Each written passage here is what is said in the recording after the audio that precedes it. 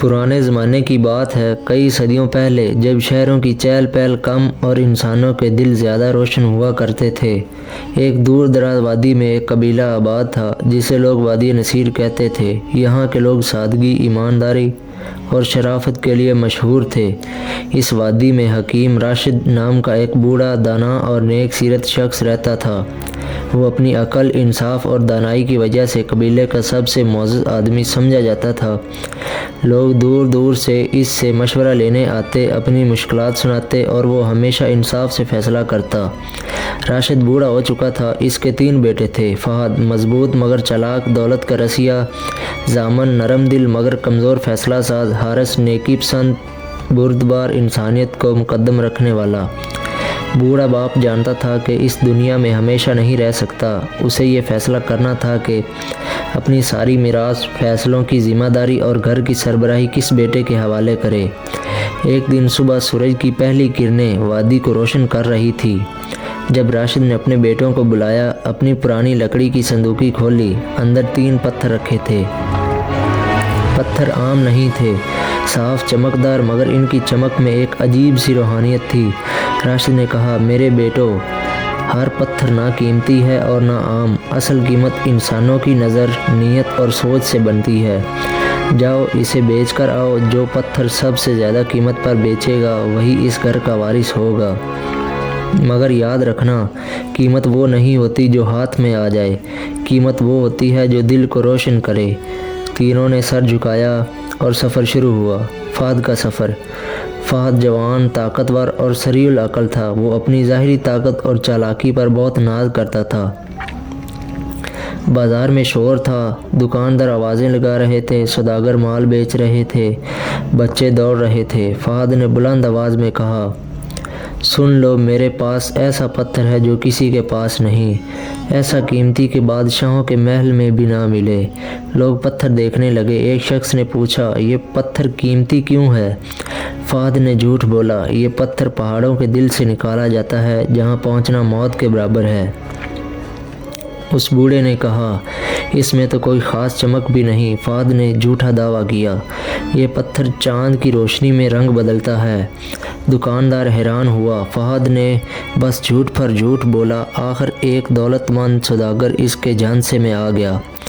وہ دونوں ہاتھوں میں سونے کے سکے لے آیا۔ میں یہ پتھر لیتا ہوں، اتنی قیمت تم کو کبھی سوچ بھی نہیں سکتے تھے۔ فہد خوشی سے پھولا نہ سمایا۔ اپنے جھوٹ، ہوشیاری اور سودے پر فخر کرتا گھر واپس آ گیا۔ بوڑھے باپ نے صرف اتنا کہا، تم نے قیمت بڑھائی مگر سچائی گھٹا دی۔ تم جیت کر بھی خالی آئے ہو۔ فہد سمجھ نہ پایا مگر خاموش ہو گیا۔ ضامن کا سفر۔ ضامن نرم دل مگر کمزور فیصلہ رکھنے والا تھا۔ وہ پتھر کو ہاتھ میں پکڑے شہر کی طرف چل پڑا۔ وہ پتھر بیچنے کے لیے کاریگروں کے محلے میں گیا۔ وہاں ہنرمند لوگ تھے، جواہرات کا کام جاننے والے تھے۔ ضامن نے کہا، یہ پتھر میرے والد نے دیا ہے بیچنے کے لیے۔ ایک کاریگر نے پتھر کو غور سے دیکھا اور کہا، بھائی یہ عام پتھر ہے، کوئی خاص قیمتی نہیں ہے۔ دوسرا بولا، بیٹا ہم پتھر کے ماہر ہیں، یہ قیمتی نہیں، صرف خوبصورت ہے۔ ضامن مایوس ہو گیا۔ اس نے قیمت بڑھانے کی کوشش نہ کی، جھوٹ بھی نہ بولا، بس کہا، ٹھیک ہے، جتنا آپ مناسب سمجھے دے دیں۔ کاریگر نے معمولی رقم دے دی۔ ضامن نے پیسے رکھے مگر دل میں عجیب سا خیال محسوس کیا اور نہ ہی خوش تھا نہ مطمئن۔ جب واپس آیا، باپ نے کہا، تم نے سچ بولا مگر صرف تجارت دیکھی، تم نے انسان نہیں دیکھا، دل نہیں دیکھا۔ تم نے راستہ آدھا طے کیا مگر مقصد نہیں پہچانا۔ ضامن کی آنکھیں نیچے تھیں۔ حارث کا سفر۔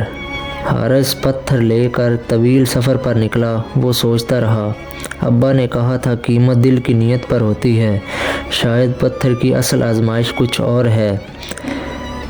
کئی گھنٹوں کے سفر کے بعد وہ ایک ویران مقام سے گزر رہا تھا جب اچانک ایک آدمی روتا ہوا ملا۔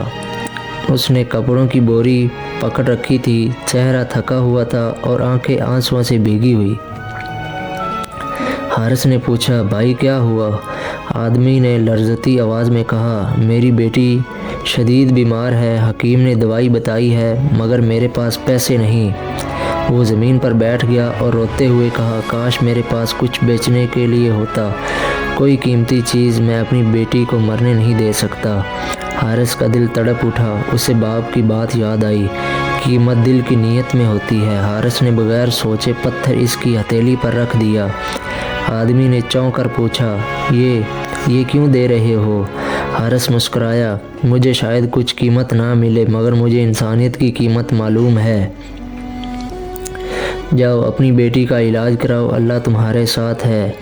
وہ آدمی روتا ہوا حارث کے قدموں کو چومنے لگا۔ حارث نے اسے اٹھایا اور کہا، کسی غم کو کم کرو، یہی اصل دولت ہے۔ شام کو تینوں بھائی گھر واپس پہنچے۔ فہد نے فخر سے سونے کے سکے آگے رکھے، ضامن نے معمولی رقم رکھ دی، حارث کے ہاتھ خالی تھے۔ راشد نے ایک ایک سے قصہ سننے کو کہا۔ فہد نے اپنی چالاکی پر فخر کیا، ضامن نے سچائی کی مگر کم قیمت کی بات بتائی۔ پھر حارث نے بتایا، ابا میں نے پتھر ایک ضرورت مند کو دے دیا، اس کی بیٹی بیمار تھی۔ دل نے کہا، یہی ٹھیک ہے، اگر یہ غلط ہے تو میں سزا قبول کرتا ہوں۔ راشد خاموش ہو گیا، پھر کھڑا ہو کر تینوں بیٹوں کے سامنے ایک بات کہی جو نسلوں تک یاد رکھی گئی۔ جس نے پتھر بیچا اس نے صرف دولت کمائی، جس نے پتھر بیچا مگر بس منافع دیکھا اس نے صرف تجارت کی، مگر جس نے پتھر دے دیا اس نے انسانیت خرید لی۔ میراث، دولت، ذمہ داری، سب کچھ اس بیٹے کا ہے جس نے دل کی قیمت پہچانی۔ حارث، یہ گھر، یہ عزت، یہ نام آج سے تمہارا ہے۔ فہد اور ضامن حیران رہ گئے مگر باپ کی بات دلوں میں اتر گئی۔ حکیم نے کہا، بیٹو، اصل قیمتی چیز پتھر نہیں تھے، اصل قیمت وہ نیت تھی جس سے تم نے اسے بیچا یا دے دیا۔ جس دل میں انسانیت ہو وہی اصل وارث ہوتا ہے۔ دوستو، اس کہانی میں ہم نے یہ سیکھا کہ انسانیت کی قیمت دنیا کی ہر قیمت سے بڑھ کر ہے۔ قیمت نیت میں ہوتی ہے، دولت میں نہیں۔ پیارے دوستو، امید ہے آپ کو ہماری ویڈیو اچھی لگی ہوگی۔ اگر یہ ویڈیو آپ کو اچھی لگی تو کمنٹس میں اپنی رائے کا اظہار کریں اور ہمارے چینل کو سبسکرائب کریں، اور یہ ویڈیو دیکھنے کے لیے آپ کا بہت بہت شکریہ۔